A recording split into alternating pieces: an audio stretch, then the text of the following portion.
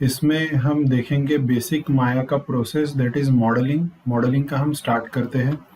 Modelling का start करने से पहले मैं फिर से एक बार ये जो व्यू पोर्ट्स है उनको डिफाइन करता हूँ, और बेसिक ऑप्शंस या फिर बेसिक ऑब्जेक्ट्स कैसे बनाने हैं और उनको नेविगेट कैसे करना है, ये वाली चीज़ें देखेंगे। तो इसमें जैसे कि आप देख सकते हो यहाँ पे एक पर्सपेक्टिव है। स्पेस बार प्रेस करता हूँ तो आई can see all 4 view ports at the same time. 4 view port यानी ये 3 ऑर्थोग्राफिक प्रोजेक्शंस है और ये पर्सपेक्टिव है। कोई भी व्यू पोर्ट को अगर मुझे मैक्सिमाइज करना है तो उस व्यू पोर्ट पे बस कर्सर लेके जाओ और स्पेस बार प्रेस करो तो वो व्यू पोर्ट मैक्सिमाइज होगा।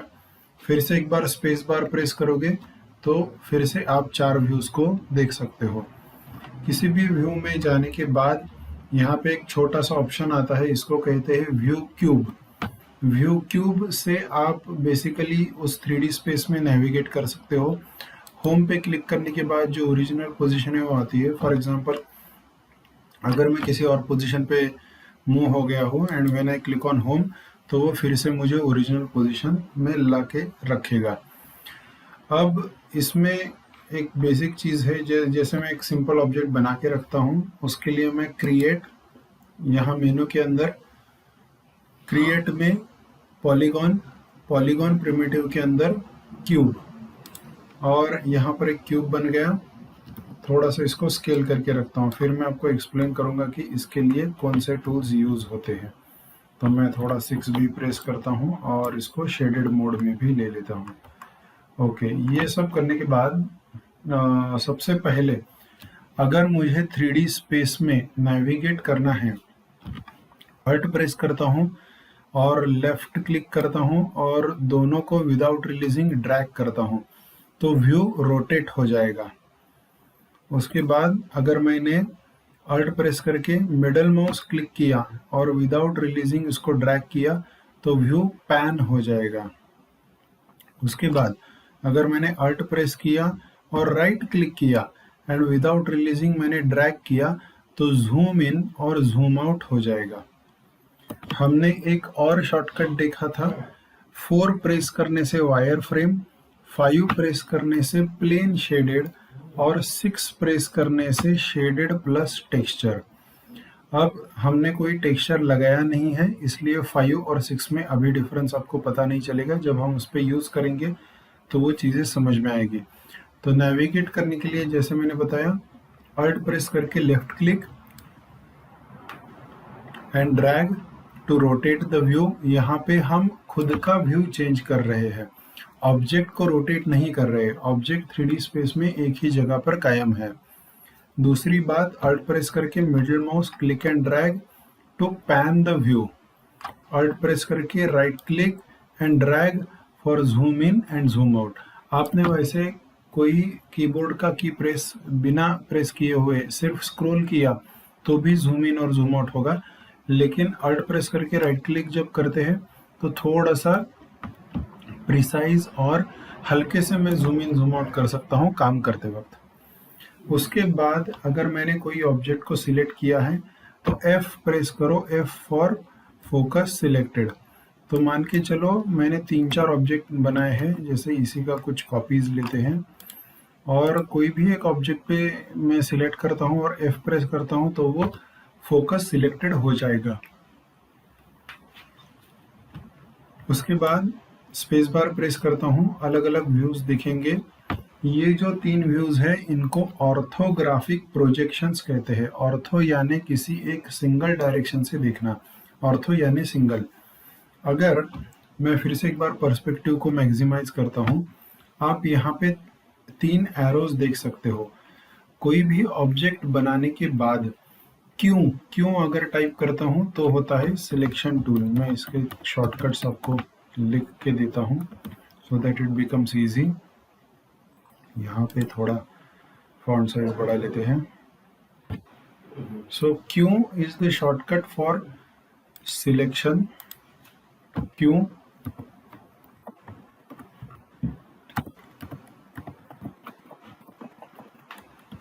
Selection tool, W select and move tool, E से सिलेक्ट एंड रोटेट टूल, यहाँ पर ध्यान में रखो कि R से रोटेट नहीं है, E से रोटेट है।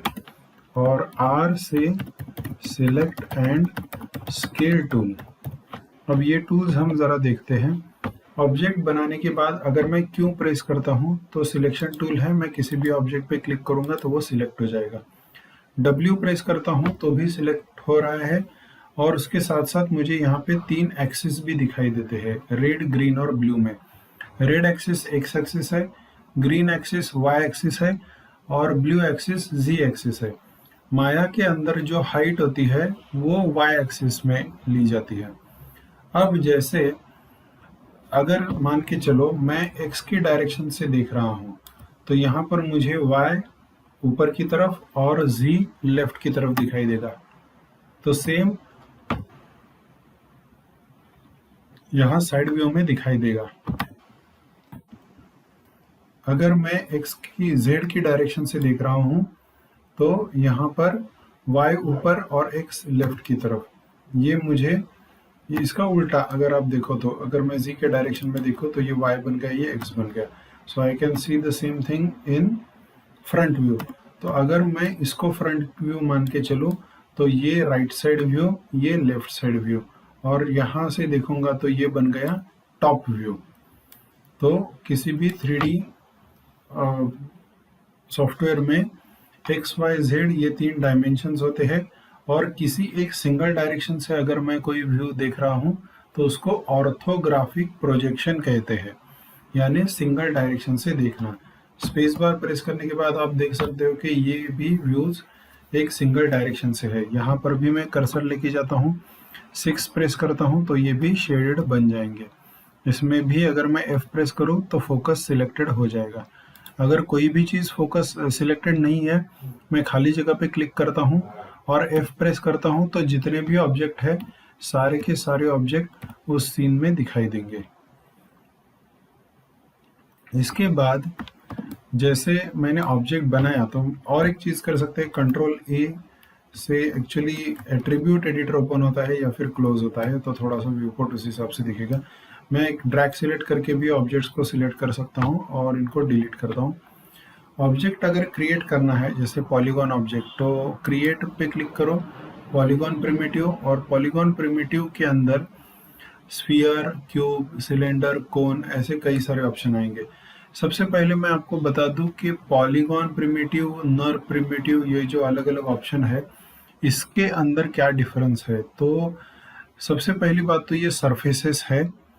पॉली मीन्स मल्टीपल, पॉलीगॉन का मतलब है मल्टीपल पॉइंट्स से बना हुआ कोई सरफेस। जैसे मिनिमम सरफेस बनने के लिए ट्रायंगल की ज़रूरत होती है, कम से कम 3 पॉइंट की ज़रूरत होती है, तो ये भी एक तरह से पॉलीगॉन ही है। नर्व में कर्व से सरफेस बनता है।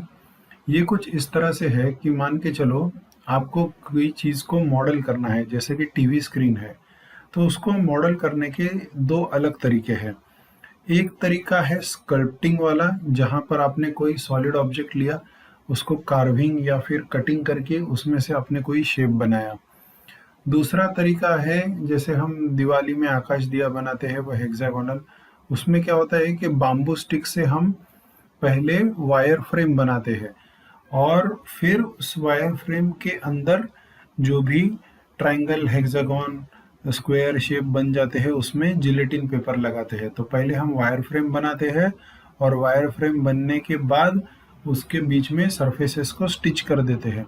तो नर्व में कुछ तरह से उस तरह की मॉडलिंग की जाती है जहाँ पर हम लाइंस के साथ सीवी कर्व्स की मदद से पहले वायर फ्रेम बनाते हैं और फिर बाद में बीच के सरफेसेस को, जैसे बायरल नाम का एक ऑप्शन है, वो ऑप्शन यूज़ करके सरफेसेस बनाते हैं।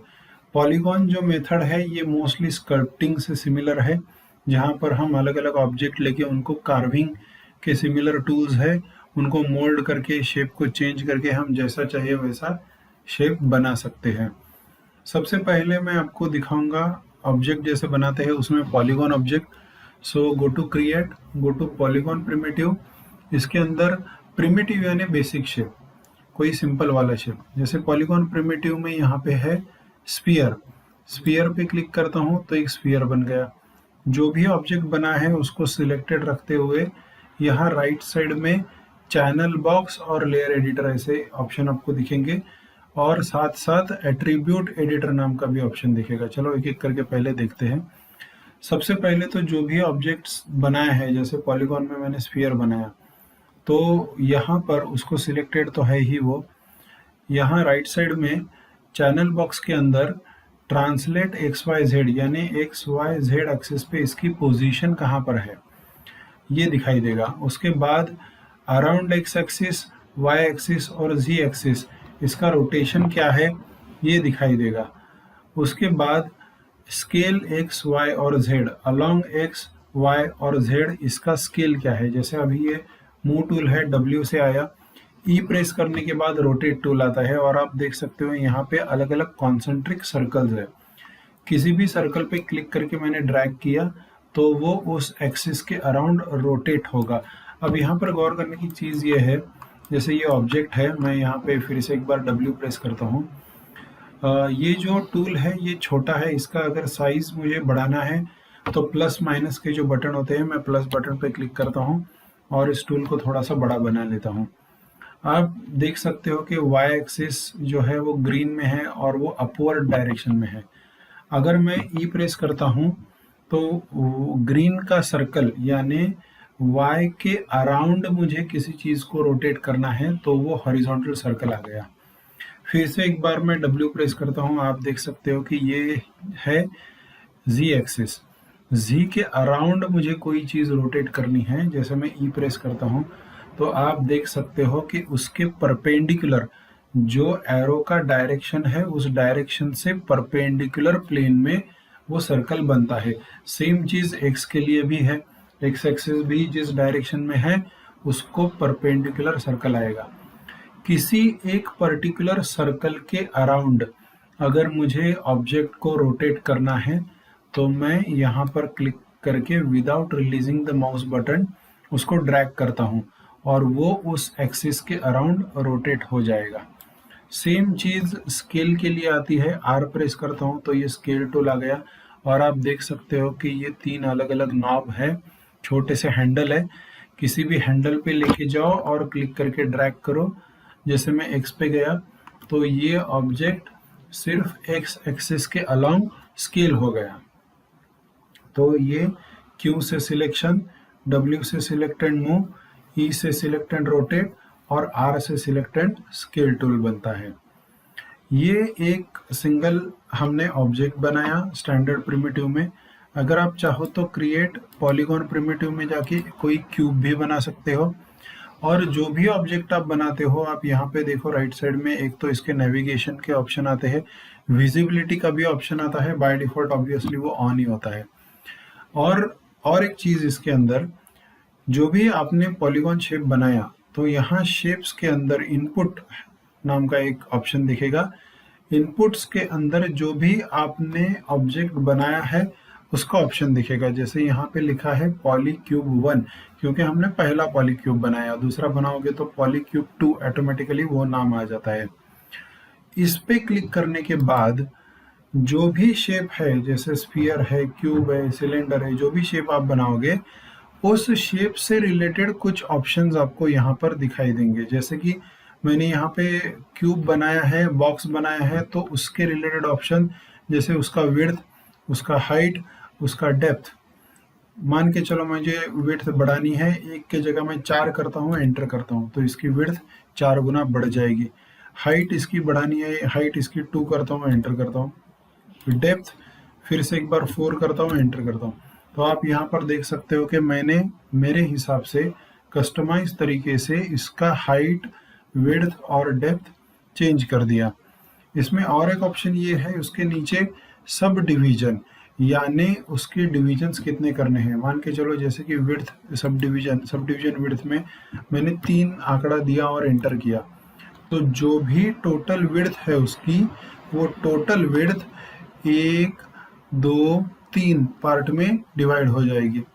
मान के चलो डेप्थ को मैंने 4 टाइप किया और एंटर किया, तो टोटल डेप्थ जो है वो 1, 2, 3 और 4 इक्वल पार्ट्स में डिवाइड हो जाएगी। उसी तरह हाइट अगर चाहते हो 2 प्रेस करके एंटर करता हूँ तो ये जो भी हाइट है वो नीचे वाला 1 ऊपर वाला 2 इक्वल पार्ट्स में डिवाइड हो जाएगी।